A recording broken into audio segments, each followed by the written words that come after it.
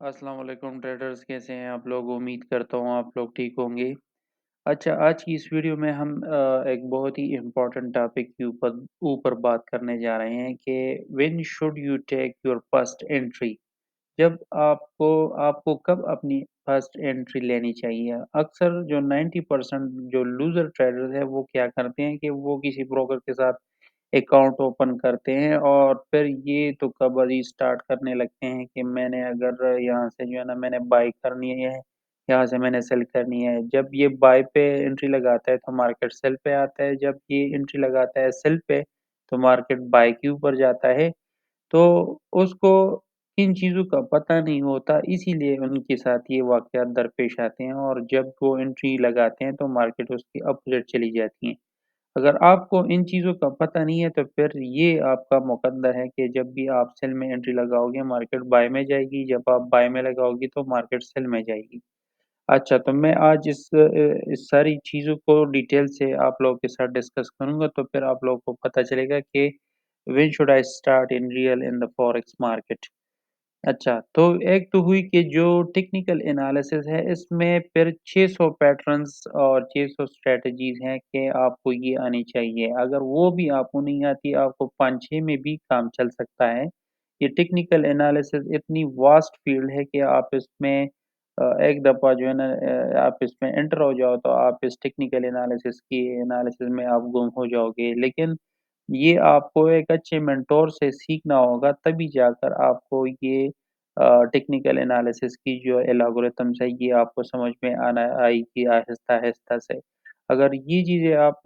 Ignore करोगे कि मैंने तो बस सिर्फ सपोर्ट और रेजिस्टेंस पे काम करना है और मैंने इंडिकेटर का इस्तेमाल करना है, ये अच्छा रिज़ल्ट दे रही है, ये मूविंग एवरेज है, ये आरएसआई है, ये जो है ना स्टोकास्टिक्स है, तो इससे मार्केट में कभी भी आप सक्सेसफुल ट्रेडर नहीं बन सकते और ये मेरा दावा है आप लोगों के लिए कि आप लोग हमेशा अपने अकाउंट्स को वॉश करते जाएँगे। ठीक है ना? इसके अलावा अगर हम देख लें कि फंडामेंटल जो एनालिसिस है, कि मार्केट में जिस पेयर में मैं काम कर रहा हूँ मतलब मैं गोल्ड में काम कर रहा हूँ, यूएसडी में काम कर रहा हूँ, तो यूएसडी की क्या सिचुएशन है, गोल्ड की क्या सिचुएशन है, फंडामेंटल प्रीवियस डाटा कितना आया था, आने वाले एक 1 दिन पहले क्या डाटा आया था, मार्केट का सेंटिमेंट क्या है, मार्केट कहना क्या चाहती है।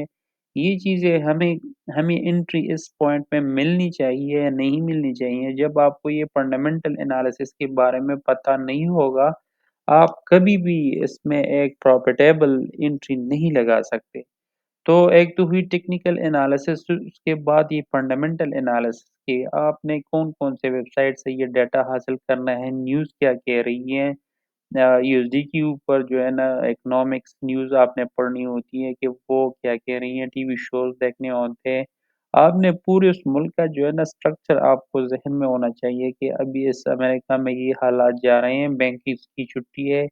या इतना एक्सपोर्ट हो रहा है, इतना इम्पोर्ट हो रहा है, तो अगर आप ये चीज़ें फंडामेंटल एनालिसिस आपकी वीक होंगी तो फिर ये आप पर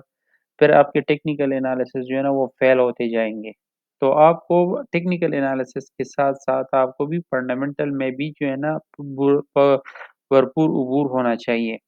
इसके बाद जब आपको ये भी पता होना चाहिए कि जो न्यूज़ अपडेट्स हैं कि न्यूज़ क्या आने वाली है, किस तरह की न्यूज़ प्रीवियस डेटा पे आई थी, उसने कितनी पिप जनरेट की थी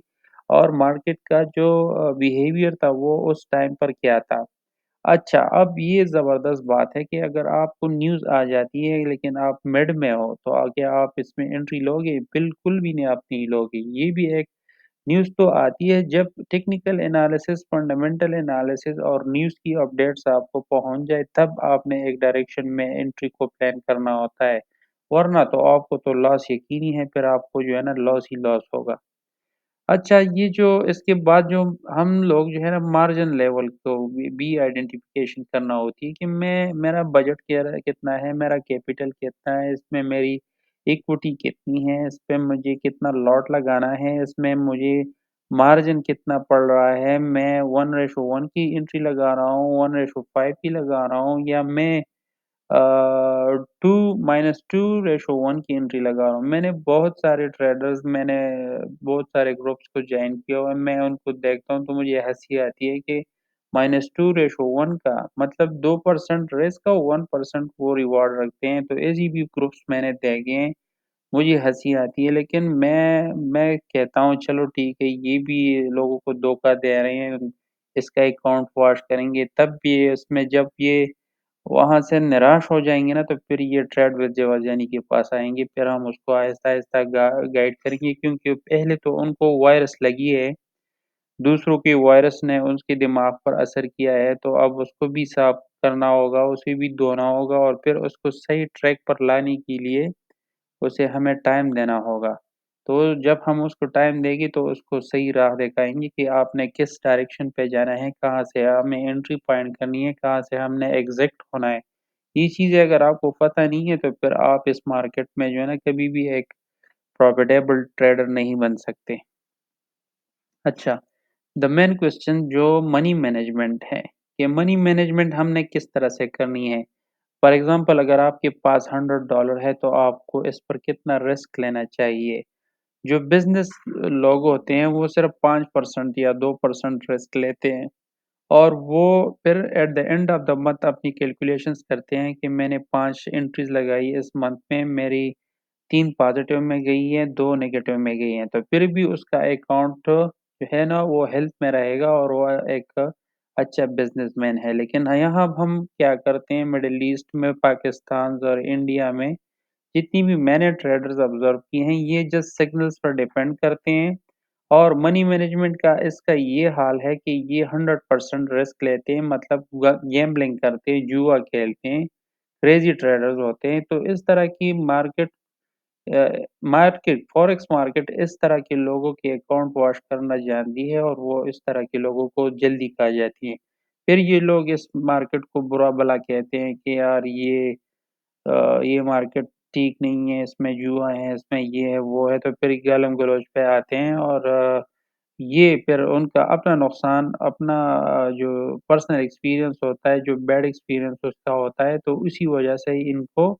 ये चीज़ें होने लगती हैं। अच्छा, वन पेयर, जब मैंने आपसे कहा कि वन पेयर क्यों ज़रूरी है, क्योंकि अब मैं अगर गोल्ड में ट्रेड करता हूँ, तो मुझे यूरो यूएसडी नहीं देखनी चाहिए। क्यों नहीं देखनी चाहिए? क्योंकि मुझे फिर इसकी सेंटिमेंट्स का तो पता है गोल्ड का, लेकिन मैं यूरो यूएसडी में नया हूँ। इसकी मिसाल आप ऐसे ले सकते हैं कि एक बंदा जो है ना वो कंस्ट्रक्शन कंपनी का मालिक है और वो कंस्ट्रक्शन में हर एक चीज़ को कि मैंने पिलर में इतना सीमेंट डाला है, मैंने इसमें इतना सरिया डालना है और आप फिर उस बिल्डर को जो है ना वहाँ से निकाल कर किसी फ्रूट मंडी में आप डाल दो और वहाँ उससे कहो कि जाओ अभी यहाँ पर भी मुझे प्रॉफ़िट करके दिखाओ। तो उसका एक्सपीरियंस फ्रूट की मंडी में नहीं है, उसका एक्सपीरियंस कंस्ट्रक्शन में है। तो इसका मतलब ये है जो ये कंस्ट्रक्शन है ये गोल्ड की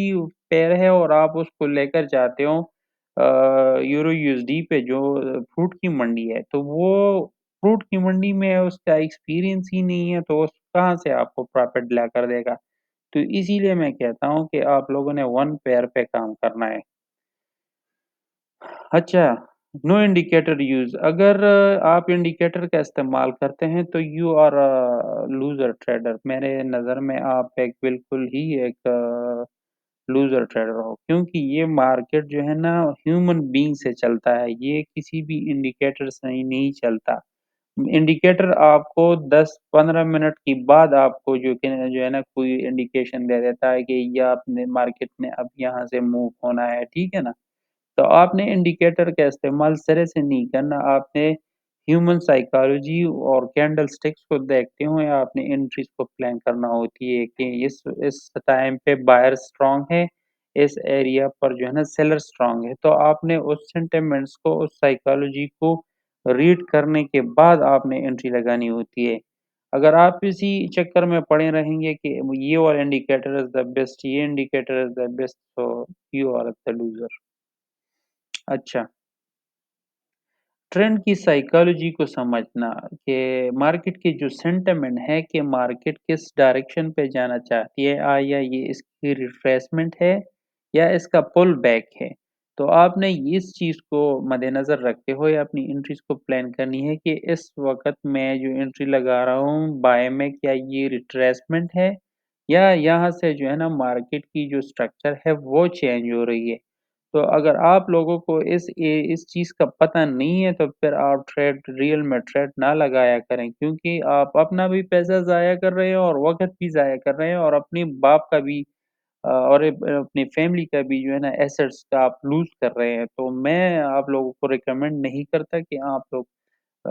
جو ہے نا آپ کو ٹرینڈ کی سائیکالوجی کا پتہ ہی نہیں ہے اور آپ انٹری لگا رہے ہوں۔ تو یہ ساری غلطیاں پہلے ہم میں بھی تھی، ہم نے اس کو